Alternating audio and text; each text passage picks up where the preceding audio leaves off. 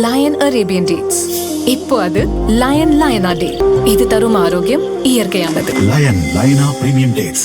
Online மது விற்பனை மற்றும் மது வருவாய் அதிகரித்தது தொடர்பாக சட்டசபையில் பாமக எம்எல்ஏ கணேஷ்குமார் எழுப்பிய கேள்விக்கு அமைச்சர் விக்னேஷ் பதிலளித்தார்.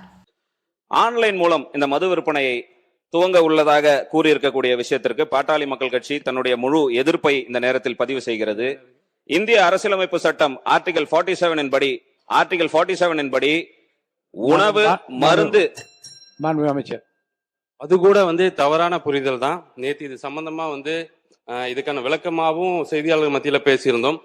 ஆன்லைன் மூலமா இதுக்கு முன்னாடி இது மானிய கோரிக்கையில சொல்லலான் இருந்தோம். மாண்புமிகு உறுப்பினர் கேட்டதுனால இதை சொல்றோம். இது விற்பனை கிடையாது, ஆன்லைன்ல விற்பனை கிடையாது. நீங்க இது ஒரு கேஷ்லெஸ் டிரான்சாக்சன் மட்டும்தான். ரொம்ப நாட்களா எல்லாருமே சொல்லிட்டு இருந்தது என்னன்னா, அங்க இந்த டாஸ்மாக் கடைகளை பண பரிவர்த்தனை வேண்டாம், பண பரிவர்த்தனைனால அது முறைகேடான பணங்கள் வாங்கப்படுகிறது, வசூலிக்கப்படுகிறது பெரும்பான்மையான குற்றச்சாட்டுகளா கடந்த கால ஆட்சியில இரண்டு கட்சிகளும் சொல்லிட்டு இருந்த குற்றச்சாட்டு தான். ஸோ அதுக்கு ஒரு தீர்வு வேணுங்கிறதுக்காக நீங்க விரும்புபவர்கள் நுகர்வோர் யாரெல்லாம் விரும்புறாங்களோ அந்த ப்ராடக்டை அந்த கடைக்கு முன்னாடி போய் அந்த கடையோட எண்ணெய் கொடுத்தாலோ அல்லது நியர்பைங்கிற ஒரு கொடுத்தாலும் அந்த கடை எண் வந்துடும். அங்க கன்சியூமர் விரும்புற அந்த பொருள் அந்த கடைகள்ல இருக்கும். அதை தேர்ந்தெடுத்து அதை பே பண்ணிட்டு அந்த QR கோடை காட்டினா அந்த பொருள் கொடுப்பாங்க. நீங்க மாண்புமிகு சட்டமன்ற உறுப்பினருக்கு மாண்புமிகு பேரவைத் தலைவர் வாயிலாக கேட்டுக்கிறதுன்னா, தவறான கருத்தை பதிவு பண்ண வேண்டாம். தெளிவா இதில் என்ன சந்தேகம் இருந்தாலும் கேட்டா அதை விளக்கறதுக்கு அரசு தயாராக உள்ளது. மாண்புமிகு பேரவைத் தலைவர் அவர்களே, நான் தவறான கருத்தை பதிவு செய்யவில்லை. மாண்புமிகு அமைச்சர் சொல்வது போல கேஷ்லெஸ் டிரான்சாக்சன் என்பதற்கு ஜிபே கார்டு மூலமாக டாப்பிங் சிஸ்டம் எல்லாம் ஆல்ரெடி நடைமுறையில் தான் இருந்து கொண்டு இருக்கிறது. நான் சொல்ல வேண்டியது என்னவென்று சொன்னால், நீங்கள் உங்கள் கொள்கை தலைவராக வைத்திருக்கக்கூடிய பேரறிஞர் அண்ணா அவர்கள் மதுவை வருமானம் வரக்கூடிய ஒரு பொருளாக பார்க்க கூடாது. மதுவினால் வருகின்ற வருமானம் குஷ்டரோகி கையில் இருக்கின்ற வெண்ணெய்க்கு சமம் என்று பேரறிஞர் அண்ணா சொன்ன வார்த்தைகளை இங்கே நினைவு கூறுகின்ற அதே வேளையில் இந்திய அரசியலமைப்பு சட்டம் ஆர்டிகல் 47 படி மது என்பது எந்தவித காரணத்திற்காகவும் ஒரு அரசாங்கம் முன்னெடுக்க கூடாது. அதையும் தாண்டி மருந்து உபயோகத்திற்கு தவிர அதை ஊக்குவிக்கின்ற வேலைகளை செய்யக்கூடாதுன்னு அரசியலமைப்பு சட்டம் நமக்கு சொல்லுது.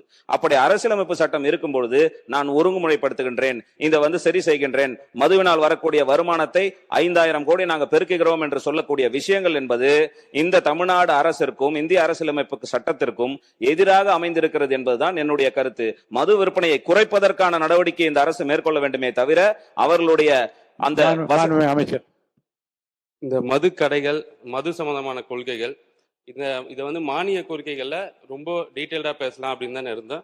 ஸோ மரியாதைக்குரிய மாண்புமிகு சட்டமன்ற உறுப்பினர் கேட்டுக்கொண்டு வந்திருக்கீங்க. கடந்த கால ஆட்சிகள் என்னன்னா பூரண மது விலக்கு அமல்படுத்தப்படும் அப்படின்னு சொன்னாங்க. இந்த பக்கம் இருக்கும்போது நீங்க ஏன் அமல்படுத்தலன்னு கேட்பாங்க, அந்த பக்கம் போகும்போது நீங்க ஏன் அமல்படுத்தலன்னு கேட்பாங்க. இது தொடர்ந்து நடந்துட்டு வந்துட்டு இருந்ததுதான்.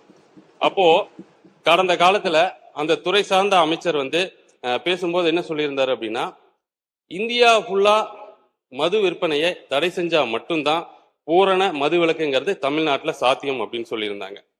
அப்போ இங்க மது விலக்கை கொண்டு வரும்போது பக்கத்து மாநிலங்கள்ல நம்மளோட எல்லையொட்டி இருக்கக்கூடிய மாநிலங்கள்ல அந்த மது இப்பவே கடந்த கால ஆட்சிகள்லயே இல்லிசிட் அராக்குன்னு சொல்லக்கூடிய அந்த பொருட்கள் உள்ள வந்துட்டு இருந்துச்சு. அதை தடுக்கிறதுக்கான நடவடிக்கை எடுக்காம இருந்துச்சு.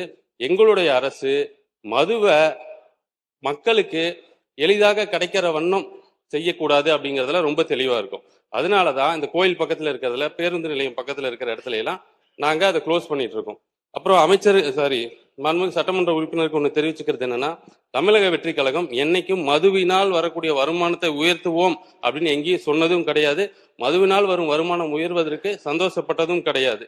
நாங்க இப்பவும் அந்த 717 கடைகளை க்ளோஸ் பண்ணதுக்கு அப்புறமும் மரியாதை சட்டமன்ற உறுப்பினர் கேட்டாரு எப்படி வருமானம் பெருகுச்சுன்னு. இந்த துறையில இருக்கிற அந்த ஊழல்களை ஒழிச்சதுனால வருமானம் அதிகமாயிட்டே இருக்கு. இன்னமும் அதிகமான வருமானங்கள் வரும் அப்படிங்கிறதையும் மாண்புமிகு சட்டப்பேரவை தலைவர் வாயிலாக தெரிவிச்சாங்க.